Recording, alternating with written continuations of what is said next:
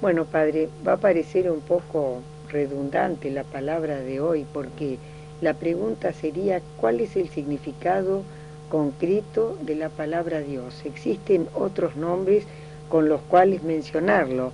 Parece una pregunta redundante, porque ¿quién no va a saber, por lo menos que estar convencido de saber qué significa la palabra? Pero nos han pedido la pregunta y bueno, acá estamos. Sí, cómo no.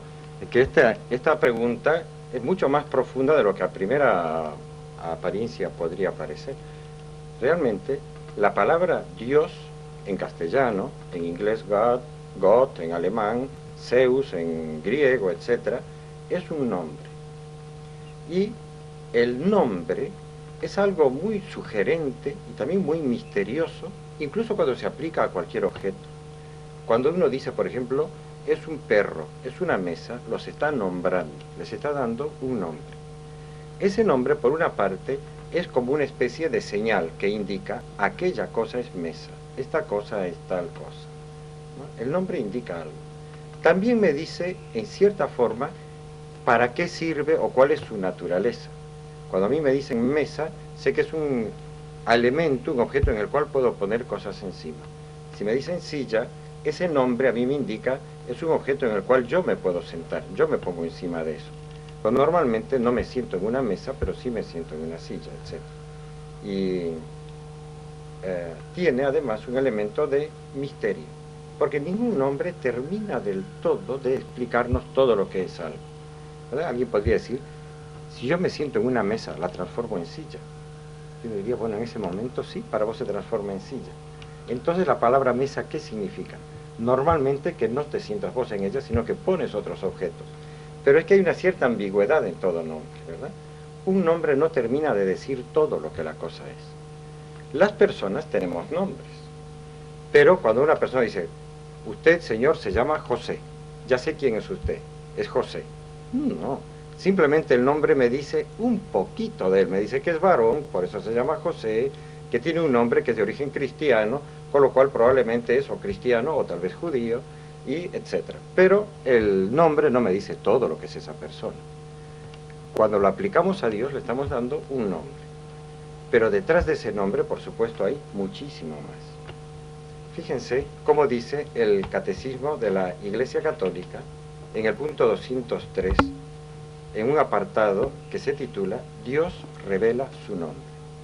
Que realmente Dios es una de las tantas palabras con las que designamos a nuestro Creador, a nuestro Padre, al Todopoderoso, al que un día nosotros nos vamos a encontrar cara a cara cuando nos llame a su presencia.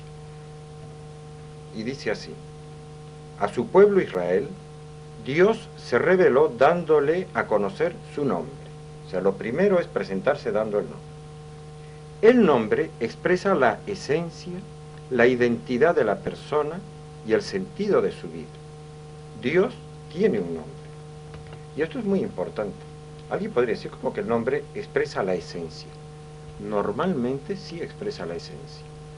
Por ejemplo, cuando se presentó Pedro delante de Cristo, el Señor le dijo, tú eres Simón, hijo de Juan.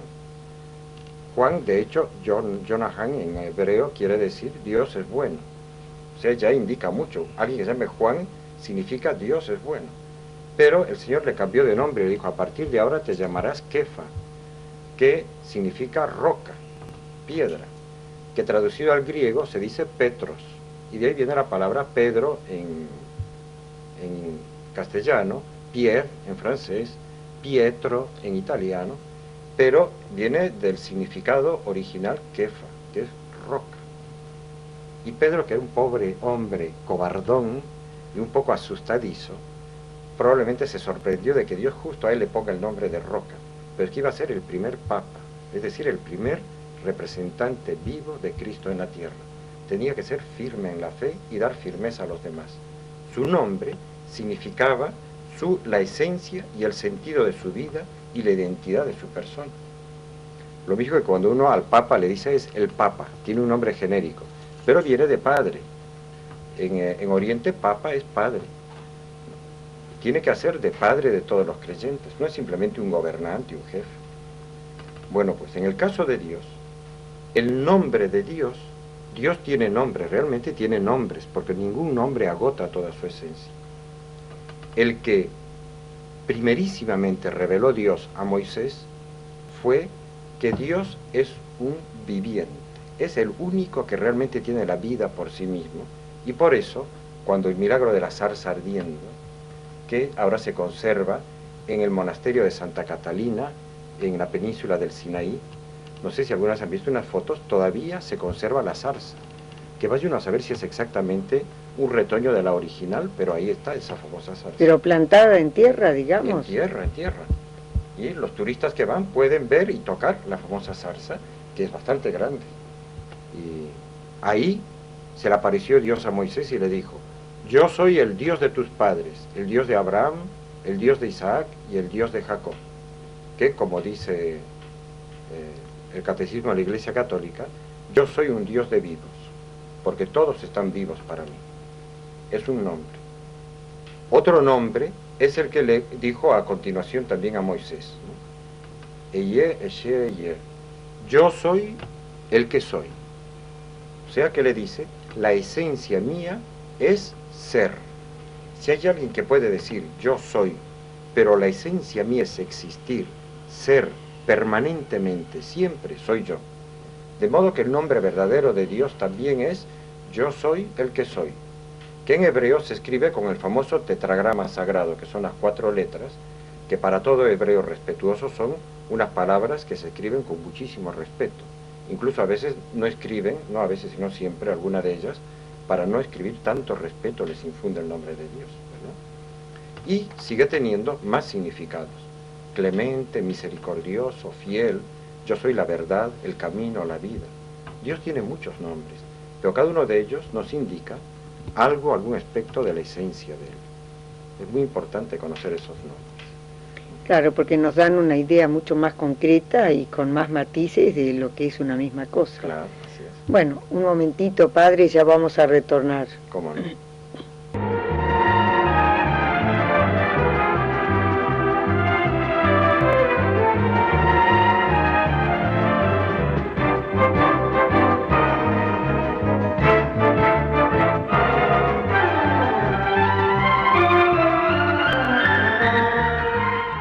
Bueno, padre, como un complemento entonces de lo anterior, ¿qué significaría en concreto el valor de la palabra Dios? Bueno, la palabra Dios es, digamos, como la palabra que más ricamente expresa todo, es como una síntesis de todos los otros nombres en el uso habitual.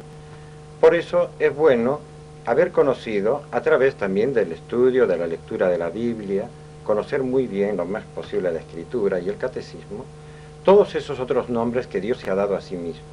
Yo soy el Dios fiel, yo soy misericordioso, yo soy el camino, yo soy la verdad, yo soy la vida, yo soy el buen pastor.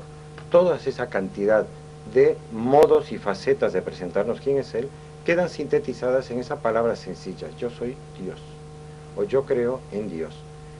Pero cuando conocemos el contenido de esta palabra, sabemos que estamos diciendo una riqueza muy grande, ¿verdad? Ahí están escondidos todos nuestros amores. Ahí está escondido el futuro de nuestra vida. Ahí está escondido a quien ansiamos con tanta esperanza ver un día. Es la palabra que mejor, siendo tan imperfecta como toda palabra humana, es la palabra que más sugiere al corazón y a la inteligencia humana, ¿verdad? Hay tanto. Pero al mismo tiempo, yo quisiera recordar algo. El nombre humano, ese que imponemos en el bautismo a una criatura, también tiene análogamente la misma propiedad. Es muy bueno pensar qué nombre ponemos a una criaturita en el momento de bautizarla, porque está también recibiendo una frase, un nombre, unas letras, unos vocablos, unos sonidos que tienen que decir mucho sobre quién es esta criatura.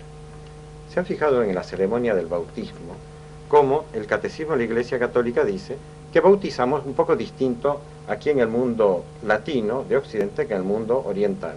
Pero en los dos la obligación es imponer el nombre. Hay que imponer el nombre. Miren, dice el Catecismo en el punto 1240. En la Iglesia latina, la triple infusión, que son los 3 chorritos de agua que se vierten sobre la cabeza de la criatura, La triple infusión va acompañada de las palabras del ministro. Fulano o fulana, ahí se le pone el nombre, yo te bautizo en el nombre del Padre y del Hijo y del Espíritu Santo. En cambio, en las liturgias orientales, estando el bautizado mirando hacia oriente, que eso tiene todo el simbolismo más oriental, el oriente, el sol que sale por oriente, simboliza mirando a Dios. El sacerdote dice, el siervo de Dios, fulano o mengana, es bautizado en el nombre del Padre y del Hijo y del Espíritu Santo.